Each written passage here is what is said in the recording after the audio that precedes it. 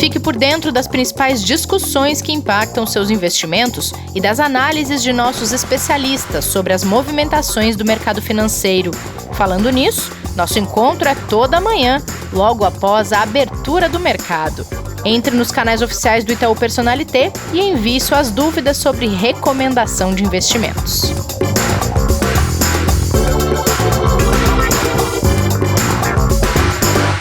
Olá, você está ouvindo o episódio 53 do Investidor em Foco, o podcast de investimentos do Itaú Personalité. Hoje é quinta-feira, 18 de junho, pós-reunião do Copom, e é disso que a gente vai falar nesse episódio, um pouco de cenário, projeções e o que esperar em investimentos de uma taxa de juros tão baixa.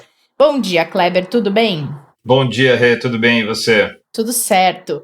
Kleber, já vamos chamar nosso convidado, porque hoje o assunto do momento na economia brasileira é o cenário, e a gente vai querer muito a ajuda dele nesse episódio para traduzir o que significa essa taxa de juros nova, por quanto tempo ela vai perdurar e o que esperar até o final do ano. Matheus Rachu, chega mais com a gente, obrigada por voltar ao podcast. Bom dia pessoal, sempre bom estar aqui com vocês. Bom dia, Matheus, bem-vindo de novo e mais uma vez aí com um novo corte do Banco Central, né? A gente gosta de trazer o Matheus aqui, pessoal, porque ele, como a gente já apresentou da outra vez, né? Trabalha na equipe de economia da Itaú Asset e veio contar um pouquinho pra gente, né, Rê, de como que foi essa nova reunião e essa nova decisão aí do Banco Central. Só para contextualizar, quem está nos ouvindo, nessa quarta-feira o Copom anunciou o corte de mais 0,75 ponto percentual na taxa básica de juros, a taxa Selic, levando essa taxa para 2,25% ao ano. Nunca se viu essa taxa tão baixa no Brasil. E essa decisão, Rachu, ela já era esperada pelo mercado? Essa decisão era esperada sim, tá? No Copom passado, se a gente lembrar da nossa conversa aqui, a gente teve também um corte de 0,75. O corte do Copom passado não era tão esperado, esse 0,75, mas esse Copom agora, dessa quarta-feira, esse 0,75 da última reunião já tinha sido telegrafado ali na reunião anterior. Então ele havia dito que ele daria provavelmente um corte na mesma magnitude. E aí ficou muito a dúvida de como seria o comunicado e como que seria a perspectiva para próximos cortes. A gente viu que no comunicado em si, o Banco Central ele analisou ali a desaceleração econômica ocasionada pelo Covid. Então ele falou sobre a desaceleração econômica, falou sobre um ambiente que segue desafiador para emergentes como um todo. E aí também, como já é de costume do Banco Central, ele faz umas análises de projeção de inflação dos modelos de inflação. Então, os modelos de inflação, ele basicamente, quando a gente olha para o cenário híbrido, que seria ali o mais importante das análises, nesse cenário híbrido, ele usa algumas taxas diferentes, então ele usa Focus para prever Selic, então ele usa a taxa do Focus de 2,25% na última reunião, né, para prever Selic, e ele usa câmbio de 4,95. E aí, com isso, ele prevê ali uma inflação de 2,4% para 2020 e 3,2% para 2021.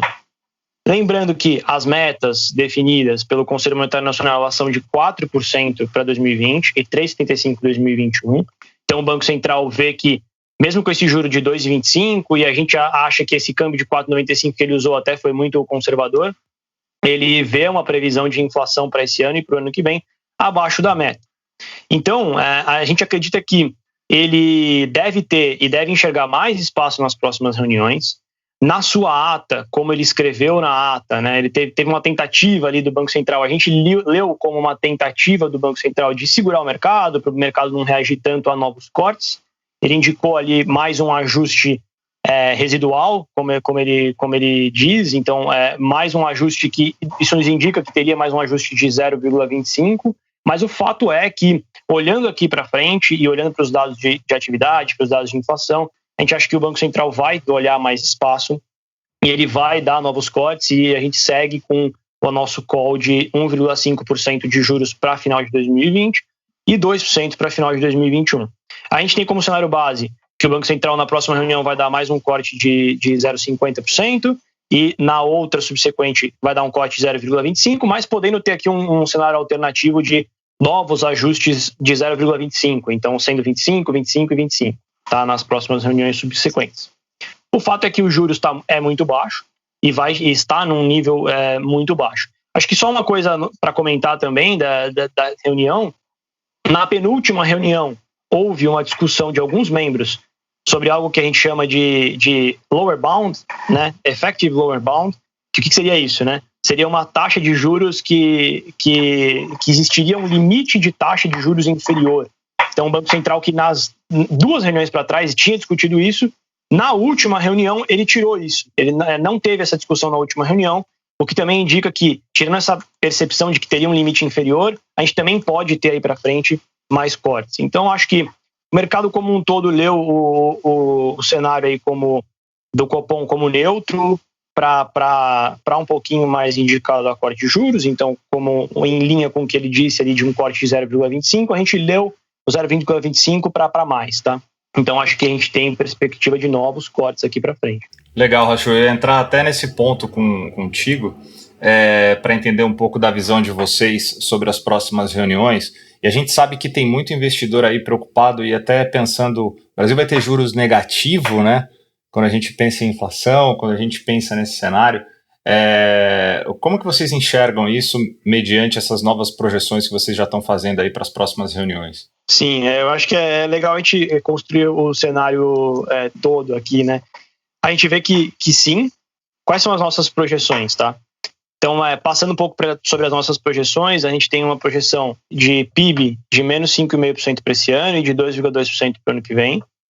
Inflação, a gente tem 1,4% para esse ano e 2,7% para o ano que vem. E aí, juros, a gente tem 1,5% para esse ano e 2% para o ano que vem. Então, sim, a gente vê aqui um ambiente em que a gente vai chegar em algum momento ao juro real negativo. E aí, é muito interessante pensar no seguinte: qual que esses juros baixos, qual que é o arcabouço aqui de política monetária, né? Então, tradicionalmente, você usa a política monetária de forma expansionista ou contracionista. Então, o Banco Central ele vai olhar principalmente para juro neutro de longo prazo. Então, ele vai olhar para o juro neutro na economia. O que seria o juro neutro? Aquele juro que baliza ali a atividade, a inflação, né?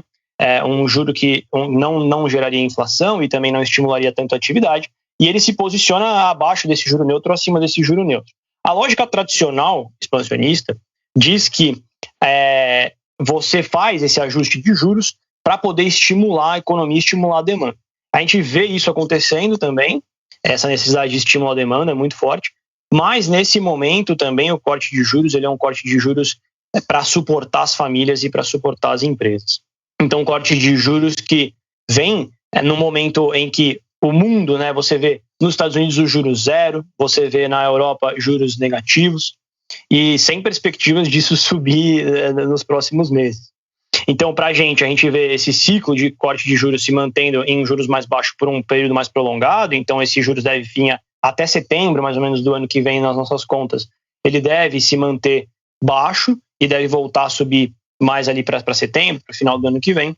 E aí o Banco Central olhando para qual o estímulo que se dá à inflação, se ele deve aumentar ou diminuir essa taxa de juros. O fato é que a gente tem muita ociosidade na economia, então a queda de PIB é muito grande e com muita ociosidade a gente deve ter esse espaço aberto para esses juros ficar baixo sem gerar inflação. Então o Banco Central que deve se preocupar mais para frente em trazer o juro neutro, trazer algo para mais próximo do juro neutro, tá? E aí vem a pergunta: esse estímulo ele é muito grande, tem muitos estímulos grandes aí de juros, estímulo grande fiscal, isso vai ser suficiente para fazer a economia voltar a andar? Assim, a resposta é que não, né? É um momento de você ajudar a economia, é um momento de você estimular a economia, seja aqui ou seja no mundo como um todo. Então, essa nossa projeção de PIB de menos 5,5%, a gente vê que o Focus já está em menos 6,5%, então, talvez, olhando para como se dá a abertura das economias, para como se dá o coronavírus, talvez a gente esteja vendo um momento de que esse 5,5% a gente não venha a fazer novas revisões para baixo, tá? Mesmo com o Focus sendo 6,5%, talvez a gente ache que esse 5,5% seja adequado. Mas aí, trazendo alguns dados para vocês de como a gente já vê o impacto na economia nos dados observados pela economia, a gente teve, por exemplo, no primeiro trimestre, o PIB de menos 1,5%. E aí esse PIB, trazendo aqui o economês para vocês, né? Existe em várias óticas de PIB, então, duas óticas principais. A gente pode olhar o PIB pela ótica da oferta e pode olhar o PIB pela ótica da demanda. Então, o PIB pela ótica da oferta é relacionado aos setores produtivos, então ali setor da indústria, setor agropecuário, setor de serviços, e a gente vê que a maior queda foi no setor de serviços, então menos 1,6% no trimestre. E aí mostra muito do que a gente veio falando aqui bastante, né, Kleber, que é do impacto muito forte em serviços, né? Uma Sim. Indústria que pode voltar um pouco mais rápido, mas uns serviços que demora, seja pelas famílias estarem com medo de sair de casa, ou seja por algumas empresas quebrarem e que a gente tem um impacto colateral de toda essa queda. E quando a gente olha o PIB pela ótica da demanda, aí o que seria o PIB pela ótica da demanda? Por tudo que é demandado, né? Então você forma ali o produto interno bruto, então a riqueza do país, olhando tudo que é ofertado, olhando também tudo que é demandado. E aí esse tudo que é demandado, a gente tem o consumo das famílias, a gente tem o consumo do governo e a gente tem investimentos também produtivos. E quando você olha para isso, a gente vê que o consumo das famílias caiu 2% trimestre contra trimestre. Então, sim, um impacto grande aqui também relacionado a famílias e relacionado a serviços. E aí a gente também acredita que, se você olhar para o nosso PIB, né, um PIB de menos 5,5% esse ano e 2,2% no ano que vem, esse 2,2% no ano que vem já mostra que a gente vai ter alguma perda de PIB potencial e tem uma perda de renda de famílias também. Então, um impacto forte. E aí, quando a gente olha para outros dados que são mais desagregados, né, a produção industrial ela veio em abril em menos 19%, a pesquisa mensal do comércio, né, então atividade de comércio, veio em menos 17%, atividade de serviços em menos 11%, menos 12%. E aí, quando a gente olha alguns dados desagregados também, né, alguns dados de maior alta frequência que a gente fala, e esses dados de maior alta frequência mostram que, se a gente olhar, por exemplo, acumulado desde março, os serviços está 60% abaixo do que deveria estar em atividade. Então, é a mensagem de que a gente está observando os dados muito ruins. A gente teve um primeiro trimestre de menos 1,5%, a gente deve ter um segundo trimestre nas nossas contas entre menos 9 e menos 10, então algo como menos 9,4, menos 9,5 de PIB, dado o nosso acompanhamento com todas as variáveis que saíram.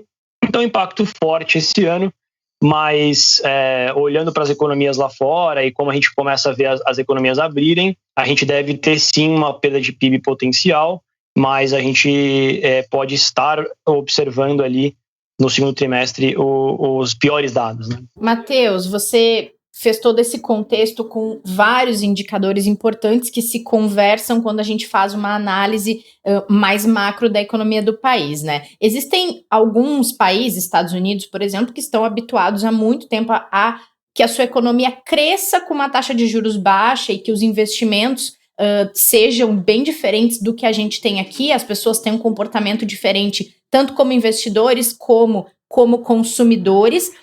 Que impactos vocês enxergam num cenário econômico brasileiro como um todo desse novo corte? O que muda principalmente no comportamento dessa economia a ter que se acostumar com uma taxa de juros tão baixa, que deve baixar ainda mais, e que ela nunca conviveu com isso? Sim, eu acho que você tem aqui a parte dos produtores, né, da economia. Então você começa a você tem uma taxa de juros mais baixa, você tem mais acesso a crédito. Se a gente pensar antigamente, né, em políticas de alguns anos atrás, elas foram feitas diminuindo a taxa de juros ali meio que de uma forma mais marretada, né, e a gente chegou numa taxa de juros baixa, mas estimulando ali a demanda das pessoas, mas sem ter um estímulo à oferta, que é você diminuir a taxa de juros estimulando a demanda agregada, que a gente fala, e não estimulando a oferta agregada. Então você tem muitos juros, muita gente se endividando mais, só que na verdade isso não tem uma contrapartida de produção real, né? Porque a inflação está aí e você não tem essa contrapartida. E a gente também via no passado o controle de inflação. O que a gente vê hoje? Hoje a gente vê uma inflação mais baixa, o mundo todo passando por necessidade de estímulos, e a gente vê os juros bem mais baixos, podendo dar mais acesso a crédito para as pessoas. E aí, nesse primeiro momento, a gente acha que isso não deve pegar tão forte, né? Porque as pessoas ainda estão com medo de se aventurar, e com certeza, né? E vai ter muita empresa que vai quebrar. Mas mais para frente, esse juros mais baixo por mais tempo deve tentar estimular a economia de uma forma que as pessoas, você pode ter uma maior produção. E quando a gente pensa, por exemplo, para equities, quando a gente pensa em mercado de ações, esses juros tão baixos, na economia a gente tem dois movimentos, né, tradicionais. Um é o risk-on e outro é o risk-off. Então as pessoas que vão para a busca de risco e as pessoas, movimentos de ir à busca de risco e movimentos de ir à busca de segurança. Quando a gente olha para o mercado, hoje a gente tem um movimento de busca à segurança, né? A gente teve muito isso nos meses para trás, então as pessoas, tá juros baixos, mas as pessoas têm muito medo, a economia está caindo, ninguém sabe o que vai acontecer com o coronavírus, as pessoas vão comprar dólar, as pessoas vão comprar títulos do Tesouro Americano, então as pessoas vão ficar em renda fixa e em dólar. E aí, passando o coronavírus, você tem o mundo todo com uma liquidez muito grande, então uma taxa de juros muito baixa, você tem muito dinheiro injetado na economia, nos Estados Unidos que injetou 10% do PIB na economia, o Banco Central que já vem injetando ali 2, 3 trilhões, então um balanço do Banco Central que era de 4 trilhões foi para 7 trilhões, isso em uma velocidade inimaginável. Então a gente tem muito dinheiro injetado na economia com uma taxa de juros muito baixa. Acho que a consequência para o investidor é que a gente vai ver bolsas, a gente vai ver uma fechamento de curva generalizado no mundo, então a curva vai dar uma abaixada, e a gente vai ver também valorização geral de bolsas e de ativos de risco. A mensagem a pergunta é, isso vai ser muito forte para o Brasil? Acho que deve ser também para o Brasil. Talvez existem países como, por exemplo, os Estados Unidos que estão fazendo muito ajuda à renda, e essa renda vem sendo muito bem complementada, então um país que deve sair muito forte da crise. Então ali, bolsa deve andar bem, não sei dizer quanto, mas ela deve andar. Então acho que o Brasil também deve sofrer um resquício dessa liquidez global, e a gente deve ter aqui os ativos mais de risco sendo valorizados nos próximos períodos, tá? E assim, eu ia até entrar nesse ponto com você, Rachu, que da última vez que você esteve aqui, você falou bastante para a gente sobre a visão de vocês da pandemia e o impacto, né, nas economias globais. Você já falou um pouquinho da desaceleração econômica, né, do desafio dos emergentes, né, o impacto da inflação que a gente vai ter aqui. Mudou alguma coisa da visão que vocês tiveram da última vez que você esteve aqui? Ou ela continua mesmo em relação tanto a impactos quanto a recuperação que a gente vai ter? Cara, então, a gente vem aprendendo muito, né, com o coronavírus. Então, o coronavírus aqui, pra gente até que é economista, é uma jornada bem interessante, porque a gente acaba aprendendo bastante a cada dia com coisas novas. E a gente sempre fala, né, que a gente não é médico, a gente não é especialista em pandemia, a gente tenta achar as melhores fontes de estudos e falar com as melhores pessoas para tentar criar alguma linha de tendência de pensamento aqui sobre o corona, né? Então, a gente vinha revisando muito nosso PIB para baixo. Então, nosso PIB, se vocês lembrarem lá, do final de 2019, a gente tinha um PIB que a gente acreditava que ia crescer 2,7% em 2020. Depois a gente revisou isso para algo como menos 3% e agora menos 5%. A gente acha que, fazendo um paralelo aqui com as outras economias, a gente pode estar chegando no momento em que não vamos ter mais revisões negativas, né? A gente não sabe, porque existe o risco aí da segunda onda, mas acho que o fato é que esse menos 5,5% a gente está confortável por hora com ele. O que eu queria comentar para vocês? Eu queria comentar um pouco sobre como que vem se dando a pandemia no mundo e o que a gente vem observando ali de últimas notícias e de últimas realizações. Então, a gente teve o Covid iniciou na China. Existe muito aquela questão sobre se na China eles demoraram para avisar o mundo ou não. Acho que até demoraram. Mas o fato é que começou a pandemia na China, a China fez um lockdown severo, e fazendo esse lockdown severo, eles conseguiram se conter a doença no país. Existem agora novas notícias sobre uma possível nova onda, mas a gente vê que está muito concentrado em Pequim e muito concentrado com possivelmente a abertura de um mercado em Pequim. E também acho que a gente tem muito que comentar que, assim como visto ali em países da Ásia, como Coreia e como Japão, Coreia e Japão são países que não fizeram um lockdown severo, mas são países que têm dentro da sua cultura uma cultura maior de higienização, uma cultura maior de uso de máscaras, higienização da mão, Então, assim, se você, por exemplo, esses países, você vê muitos relatos de que as pessoas vão trabalhar, se a pessoa estiver doente, ou ela não vai trabalhar, ou ela vai trabalhar de máscara. A gente nunca viu isso aqui no Brasil, né? Uma pessoa ir trabalhar usando a máscara porque ela está doente. Então, assim, eles têm uma consciência maior, a gente vê que isso é um fator importante. E a gente viu muito sendo controlado de forma rápida na Coreia e no Japão também. Depois a gente viu a doença indo para a Europa, e aí a doença indo para a Europa, primeiro houve uma negação ali de lockdowns, mas depois isso se espalhou muito forte, uma Europa que tem uma população mais velha, uma Europa que as pessoas vivem muito juntas, e aí foi feito um lockdown forte na Europa, e parece que está tudo mais controlado na Europa. Até se você pensar, por exemplo, em lugares como a Alemanha, na Alemanha você não teve tanto o lockdown forte, mas teve uma medida de distanciamento logo desde o início, assim, mesmo antes de ter grandes disseminações da doença, e isso fez bastante sentido, tá? Então são experiências muito diferentes ao redor do mundo. O que a gente fez? A gente começou a olhar bastante para Estados Unidos. Então a gente olhou para o mundo todo e a gente olhou para dados a gente olha muito para dados de geolocalização. Então esses dados de geolocalização, eles mostram muito como que as economias estão voltando. A gente entendeu mais o impacto das economias paradas. Agora, o grande desafio é entender como essas economias vão voltar. Então, as economias que parecem não voltar tão forte quanto se esperava antes, na parte de serviços. Dados ali de alta frequência da China mostram que a parte de indústria voltou mais rápido, já voltou para níveis de 100% antes da crise, mas a parte de serviços não, ainda está longe do 100%, ali, algo como 20% abaixo. Então, é algo para se monitorar, no sentido de que a volta não deve ser completa, por isso que a gente tem esse PIB de menos 5,5%, e a gente tem para 2021 o 2,2% de crescimento somente. E aí também existe aqui uma perda de renda das famílias, né, que é algo importante para falar também. Vai ter mais desemprego, vai ter mais renda das famílias. Só que aí um ponto que eu queria comentar com vocês se a gente olhar para os Estados Unidos e a gente olhar para o Brasil, eles são países que eles têm algumas características parecidas e outras que também nem tanto. Então, quais são as características parecidas? E a gente começou a olhar isso com mais cuidado. Nos Estados Unidos e no Brasil, eles são unidades federativas, né? Então você tem vários estados diferentes, e esses vários estados diferentes têm autonomia em como lidar com a crise e como lidar com a pandemia.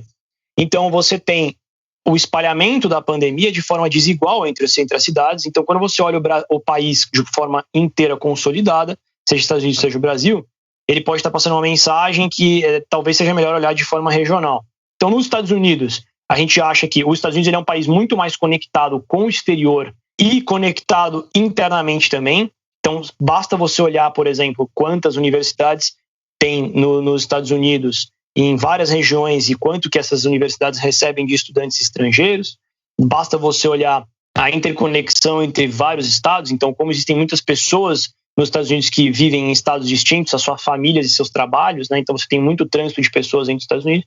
Então, mesmo tendo ali, a mensagem é que nós aprendemos que mesmo os Estados Unidos tendo uma disseminação mais difusa entre os estados, isso seria mais rápido que o Brasil, por exemplo, porque o Brasil ele tem menos conexão com o exterior e os estados em si são menos conectados também do que os Estados Unidos. Então, olhando tudo isso, né, a gente vê que, por exemplo, nos Estados Unidos existe muito agora o medo de uma nova onda. A gente acha que ainda é cedo para olhar, para dizer isso, para dizer se sim ou se não. Porém, a gente vê que muitos dos estados que aparentemente, se você olhar os Estados Unidos consolidado, você pode achar que não terminou a primeira onda ou que você vai ter uma nova onda.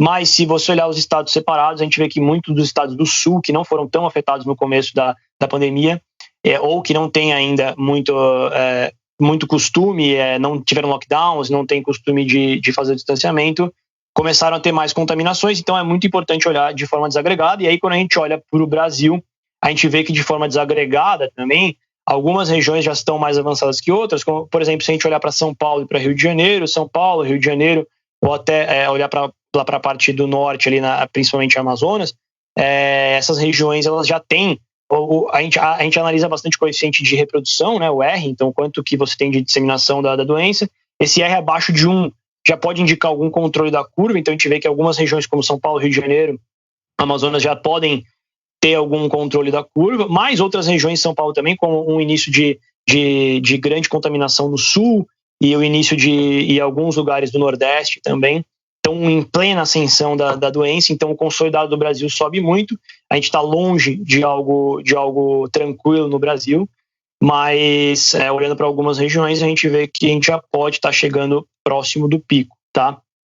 Então acho que, como a gente falou, a gente não é especialista, mas existem algumas coisas bem interessantes que eu queria trazer para vocês aqui, que são relacionadas a esse pós-pandemia, né? Muita gente falando sobre se teria segunda onda na Europa ou não, e o porquê que não estaria tendo. Então a gente leu algumas coisas, a gente estudou algumas coisas que a gente acha que podem fazer sentido. Então existem várias teorias, e aí existem algumas teorias que são, por exemplo, a teoria de mudança de hábitos sociais. Então a teoria de que ninguém está acostumado a usar máscara e a lavar as mãos sempre e usar álcool gel sempre, e a gente vê que isso vem mudando, assim como também o hábito social de distanciamento, quando você está doente ou quando você tem alguma coisa. E também existem muito que se fala sobre temperatura.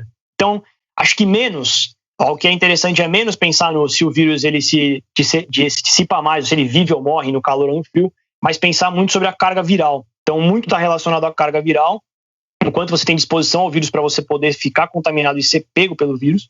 E a gente vê que quando você está seja num frio extremo, ou seja num calor extremo, você fica muito mais em ambientes fechados, pessoas juntas em ambientes fechados, e isso pode ser propício para disseminação. E aqui tudo é teorias do porquê que a gente não pode não ver uma nova onda.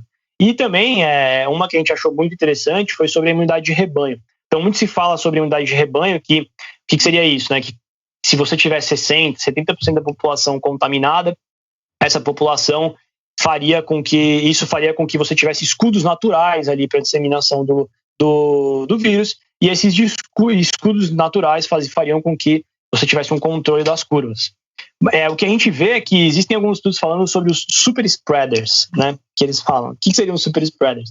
Seriam as pessoas que têm contato com muitas outras pessoas e, portando o vírus, elas poderiam espalhar para muitas pessoas. Quem seriam esses? Os médicos, os atendentes de supermercados, ou até o frentista do posto. Essas pessoas, elas teriam a capacidade de pegar e transmitir para muitas pessoas. E existe uma teoria de que se muitas dessas pessoas, depois de um tempo, já pegaram e se imunizaram, elas acabam não sendo mais os super spreaders, porque elas não têm mais a capacidade de transmitir, já que elas estão imunizadas, e você teria uma imunidade de rebanho mais baixa, e isso poderia explicar de alguma forma por que a gente não tem uma segunda onda.